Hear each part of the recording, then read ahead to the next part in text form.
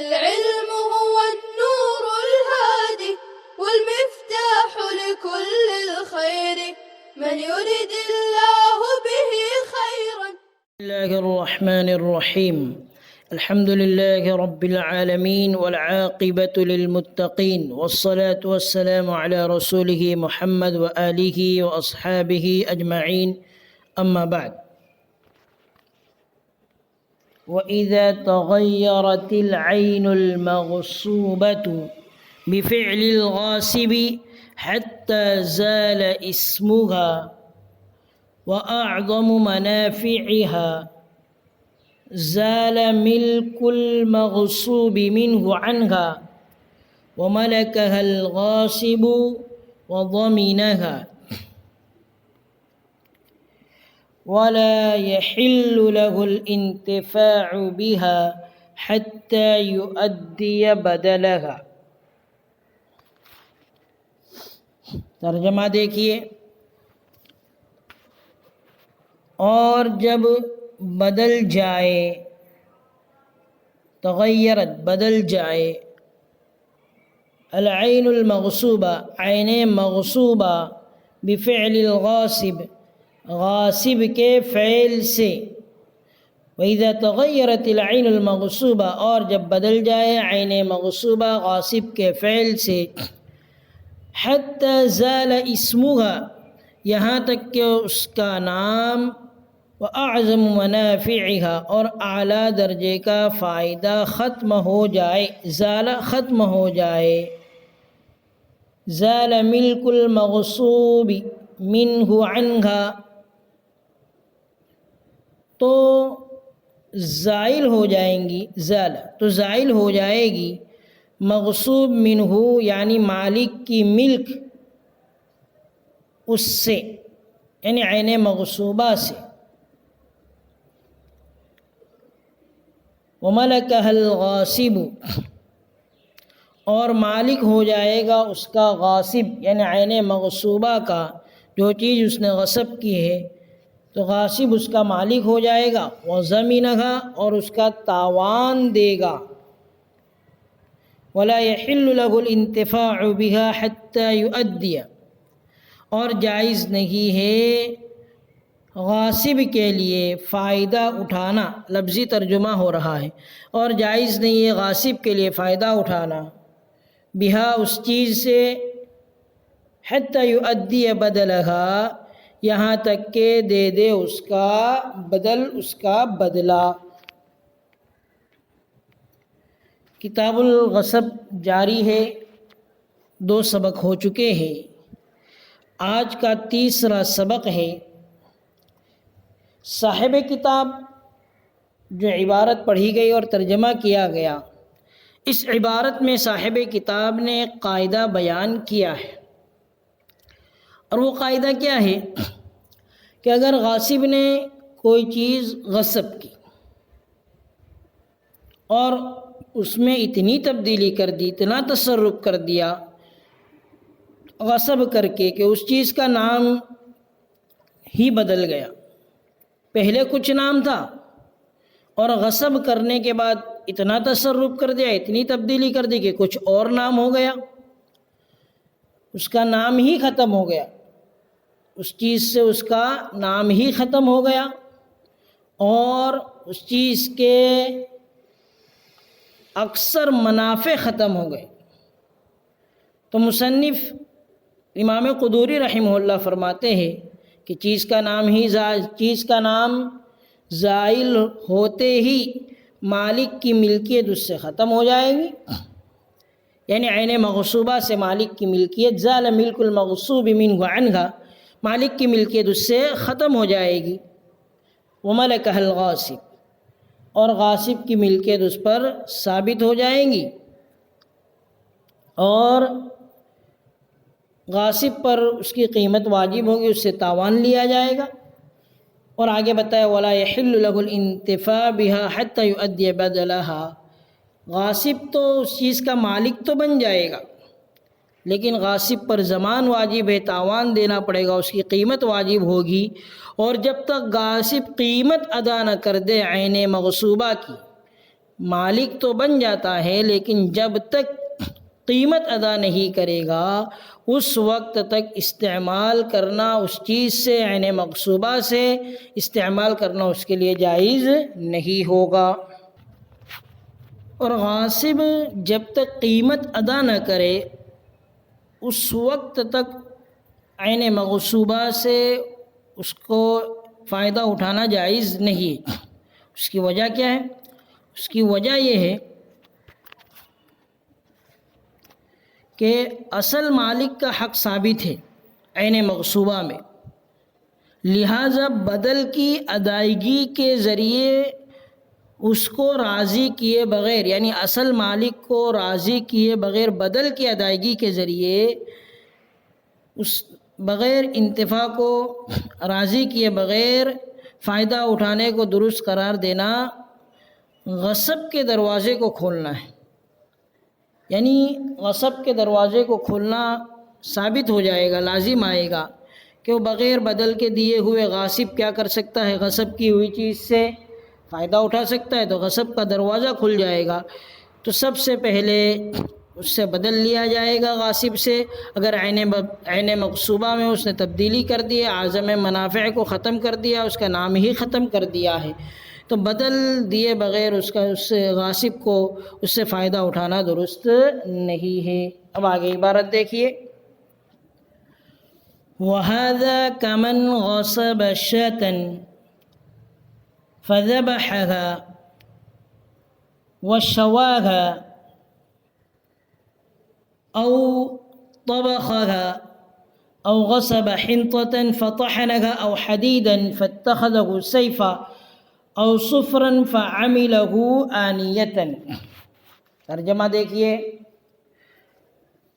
اور اس کی مثال ایسی ہے، ھذا کا مشار لما قبل والی عبارت ہے،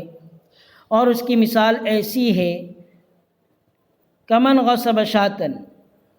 جیسے کہ کسی نے بکری غصب کی، فذبحھا وشواھا، اور اس کو ذبح کر کے بھون لیا، اس کو ذبح کیا، وشواھا، اور اس کو بھون لیا۔ شوا یشوی شیئن کا معنی آتا ہے بھوننا۔ جیسے کہ بکری کسی نے ذبح کی، غصب کی، اس کو ذبح کر لیا اور اس کو بھون لیا، او طبخھا، یا اس کو پکا لیا، او غصب حنطۃ فطحنھا، یا گیہوں غصب کر کے پیس لیے، او حدیدا فاتخذہ سیفا، یا لوہا غصب کر کے تلوار بنا لیا، او صفرا فعملہ آنیہ، یا پیتل کو غصب کیا اور اس کا برتن بنا لیا، صفرن پیتل، یا پیتل کو غصب کیا، فعملہ آنیۃ، آنیۃ برتن، اس کا برتن بنا لیا۔ ماقبل کی عبارت میں جو قاعدہ بیان کیا گیا ہے، اس عبارت میں اس قاعدے پر 4 مثالیں ہیں۔ ماقبل میں جو قاعدہ تھا کہ شیء مغصوب کا نام بدل جانے اور اس کے اعظم منافع ختم ہو جاوے تو غاصب کی ملکیت میں وہ چیز چلی جاتی ہے اور مالک کی ملکیت سے وہ چیز ختم ہو جاتی ہے۔ اس کی 4 مثالیں اس میں دی ہیں۔ مثلا بکری غصب کی اور اس کو ذبح کر کے بھون لیا یا پکا لیا، تو اس کا نام اب بکری نہیں رہا، حتی زال اسمہ، اس کا نام بکری نہیں رہا بلکہ سالن اور گوشت ہو گیا۔ تو چونکہ نام بدل گیا اس لیے مالک کی ملکیت زائل ہو گئی اور غاصب اس کا مالک بن گیا۔ پہلے بکری، اب اس کا نام بکری نہیں، سالن اور گوشت ہو گیا، اس لیے مالک کی ملکیت کیا ہو جائیں گی؟ زائل ہو جائیں گی اور غاصب اس کا مالک بن جائے گا۔ اسی طرح مثال دیے، گیہوں غصب کیا اور پیس کر آٹا بنا دیا، تو پہلے گیہوں تھا، اب اس کا نام بدل گیا، آٹا ہو گیا۔ یا لوہا غصب کیا، حدیدا فاتخذہ سیفا، پھر اس کو تلوار بنا دیا، یا پیتل غصب کر کے اس کو برتن بنا لیا، تو ان کے نام زائل ہو گئے۔ پہلے کچھ نام تھے اور اتنا تصرف کر رہا ہے غاصب کے نام ہی بدل جائے تو ان کے نام زائل ہو جا رہے، بدل جا رہے، اور اعظم منافع زائل ہو گئے۔ اب دوسرے منافع ہو گئے، اس لیے غاصب مالک ہو گیا۔ البتہ یہ بات ہے کہ اس کا بدلہ دیے بغیر اس کو استعمال کرنا اچھا نہیں ہے، غاصب کے لیے جائز نہیں ہے۔ تو اصل مالک بکری کی قیمت لے سکتا ہے، اسی طرح گیہوں کی، اسی طرح لوہے کی، اور اسی طرح پیتل کی قیمت لے لے گا، اور غاصب اس کی قیمت دے دے گا اور اس کو استعمال کرنا جائز ہو جائے گا۔ اب آگے دیکھیے عبارت، وَإِنْ غَصَبَ فِضَّةً أَوْ ذَهَبًا فَضَرَبَهَا دَرَاهِمَ أَوْ دَنَانِرَ أَوْ آنِيَةً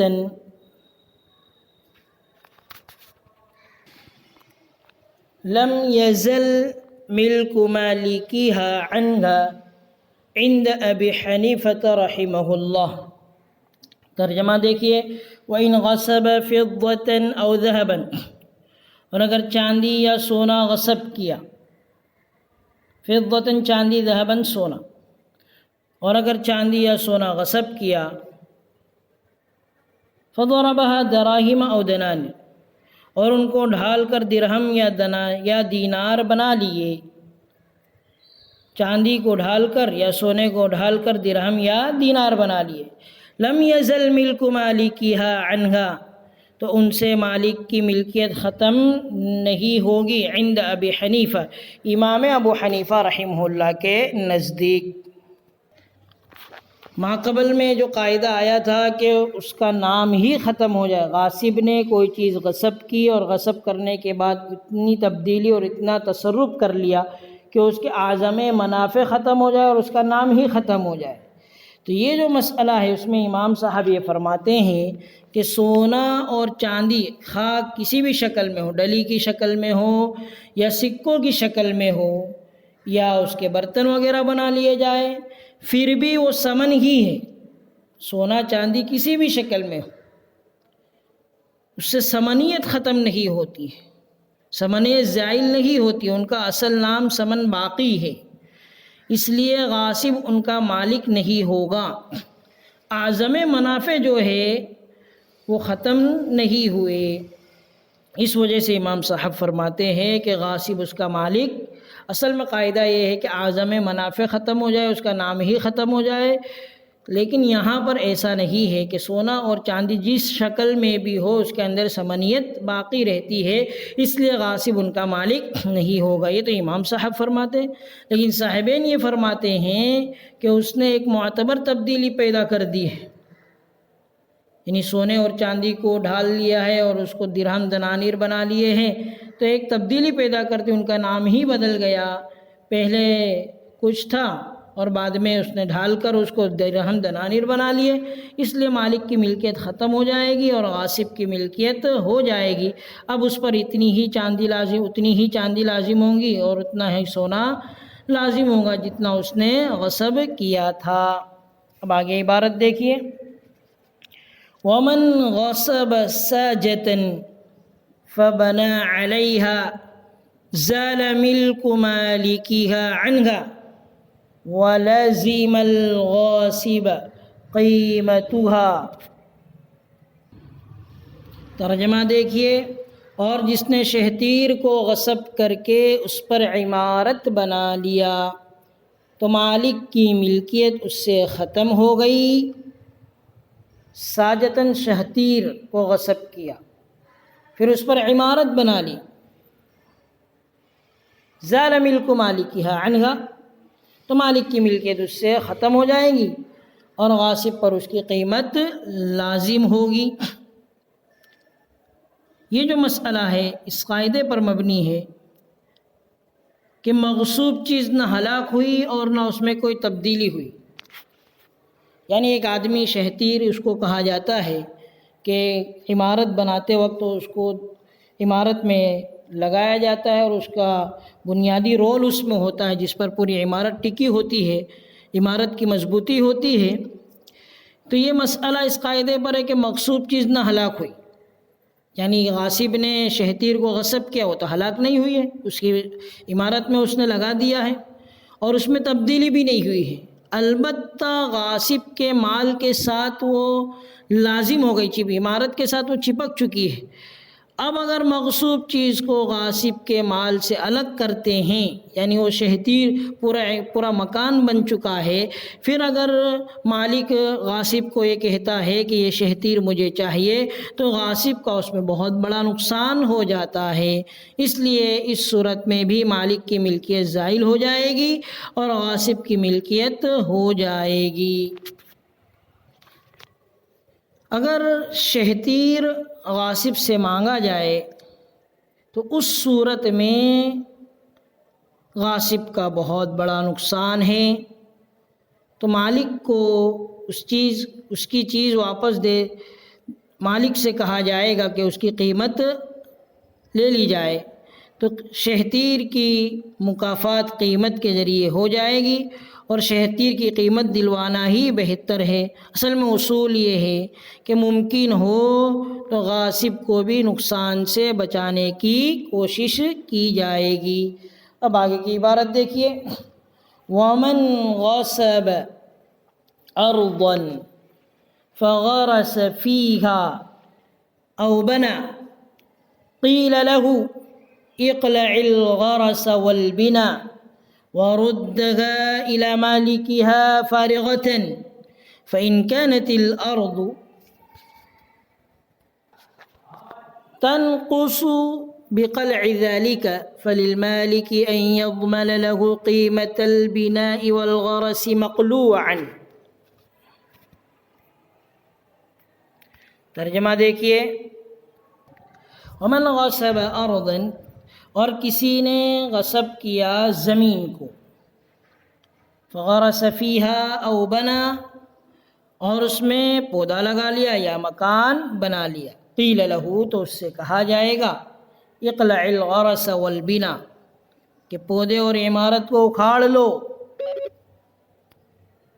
وردها الى مالکها فارغة، اور زمین خالی کر کے مالک کے حوالے کر دو۔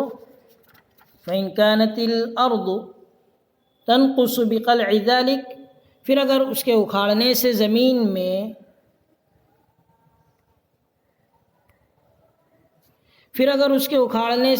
میں نقص، کمی، نقصان پیدا ہوتا ہو، تو مالک کو حق ہے ان یضمن له قیمت البنا، کہ ضامن بن جائے غاصب کے لیے اکھڑے ہوئے درخت اور مکان کا، مقلوعاً، اکھڑے ہوئے۔ دیکھیے مسئلہ آسان ہے، مسئلہ آسان ہے کہ اگر کسی نے کسی کی زمین غصب کر لی اور اس کی اجازت کے بغیر اس میں پودا لگا لیا اور اسی طرح مکان بھی تعمیر کر لیا، اجازت نہیں ہے، تو چونکہ زمین غاصب کی نہیں ہے، اس لیے غاصب سے کہا جائے گا اقلع الغرس والبنا، کہ درخت اکھاڑ کر اور عمارت کو گرا کر خالی کر کے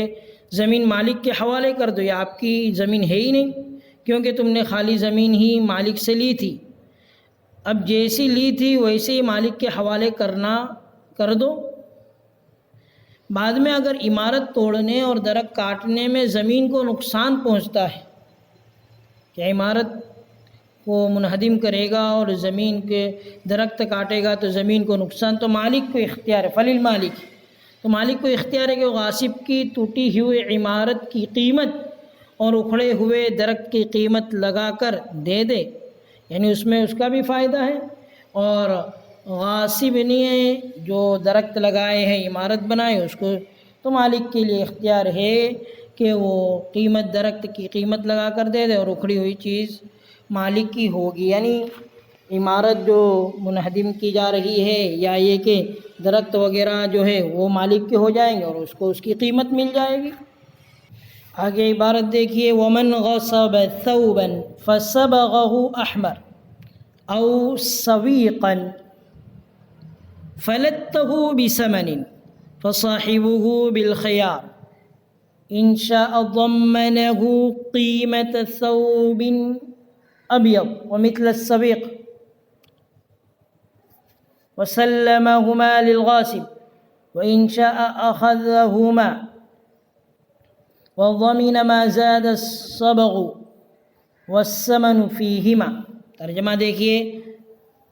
کسی نے کپڑا غصب کیا، فَصَبَغَهُ احمر، اور اس کو سرخ رنگ میں، لال رنگ میں رنگ دیا، سویق ستو یا ستو غصب کیا، فَلَتَّهُ بِسَمَنٍ، اور اس میں گھی ملا دیا، فَصَاحِبُهُ بِالْخِيَارِ، تو اس کے مالک کو اختیار ہے، إِن شَاءَ ضَمَّنَهُ قِيمَةَ ثَوْبٍ أَبْيَضٍ، اگر چاہے تو ضامن بنائے اس کو سفید کپڑے کی قیمت کا، ومثل السویق،